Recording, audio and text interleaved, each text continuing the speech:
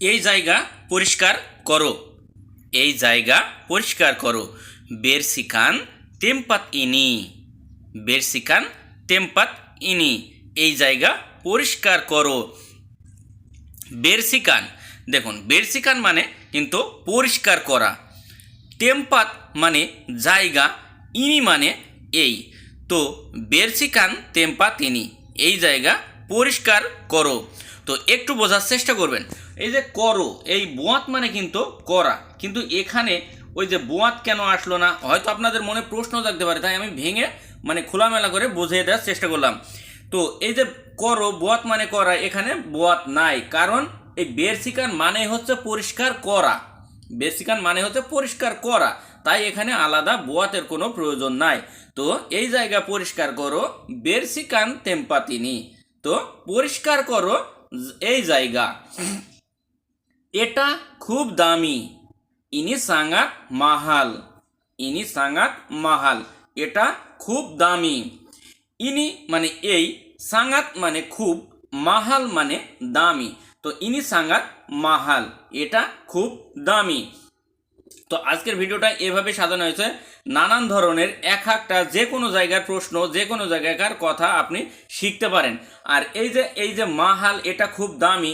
তো ইনি সাঙ্গাত মাহাল, এটা খুব দামি। এই দামিটা আমরা যে কোনো জায়গায় ব্যবহার করি না, কোনো জিনিস কিনতে গেলে যেটা দাম বেশি হলে আমরা বলি ও এইটা দাম বেশি। ইংলিশে কয় যেটা, এটা এক্সপেন্সিভ। এক্সপেন্সিভ যেটা মানে দামি।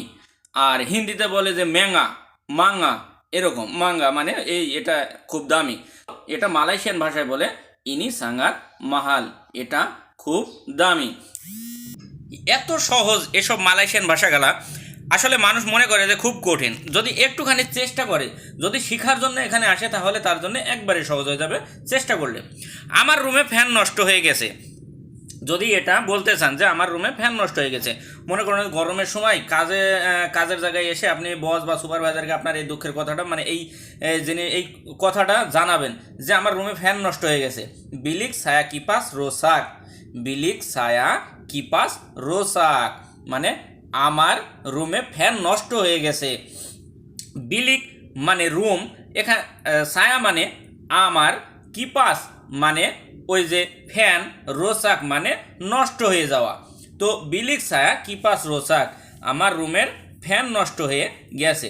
এখানে দেখুন রুম, বিলিক, রুমকে কিন্তু বিলিক বলে, আবার যদি রুমা বলেন তাও ঘর বা বাসা এটা বোঝায়। আপনি যে কোনো একটা বললে কোনো সমস্যা নেই, যেহেতু রুম সঠিকটা বলতে গেলে বিলিক ছায়া কিপাস রোসাক, আমার রুমে ফ্যান নষ্ট হয়ে গেছে। রাতে ঘুমাতে পারি না। রাতে ঘুমাতে পারি না। তা বলে তিডুর ওয়াক্ত মালাম। তা বলে তিডুর ওয়াক্ত মালাম, রাতে ঘুমাতে পারি না। আপনি বলছেন যে আমার রুমে ফ্যান নষ্ট হয়ে গেছে, রাতে ঘুমাতে পারি না। তো তা বলে মানে পারি না, তিডুর মানে ঘুম, ওয়াক্ত মানে ওই যে সেই সময়টাকে বোঝায়, মালাম মানে রাত। তো তা বলে তিডুর ওয়াক্ত মালাম, রাতে ঘুমাতে পারি না। আশা করছি বুঝতে পারছেন।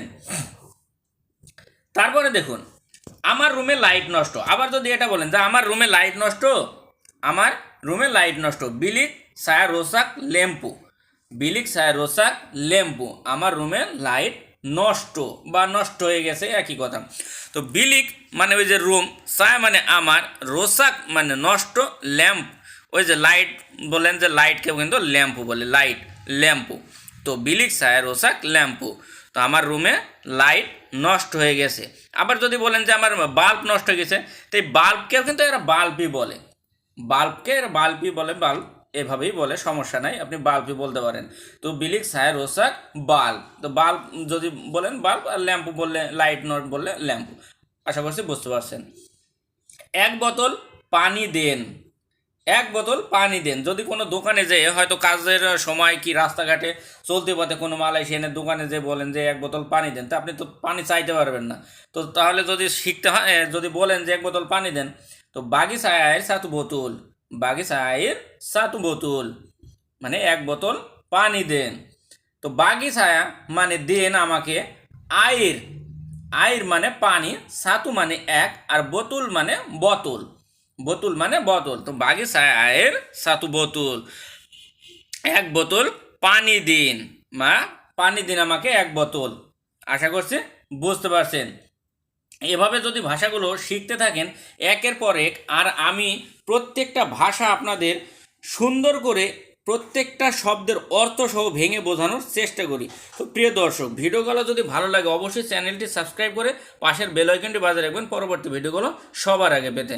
আর ভিডিওগুলো শেয়ার দিতে ভুলবেন না, কারণ আপনার একটা শেয়ারের মাধ্যমে হাজার হাজার নতুন প্রবাসী ভাইদের অনেক বড় উপকার হবে, তারাও আপনাদের মতো শিখতে পারবে।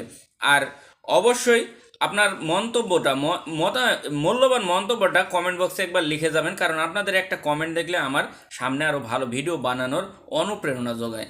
আশা করছি বুঝতে পারছেন। তো ভালো থাকবেন, সুস্থ থাকবেন। আজ এ পর্যন্ত, দেখা হচ্ছে নেক্সট ভিডিওতে ইনশাআল্লাহ।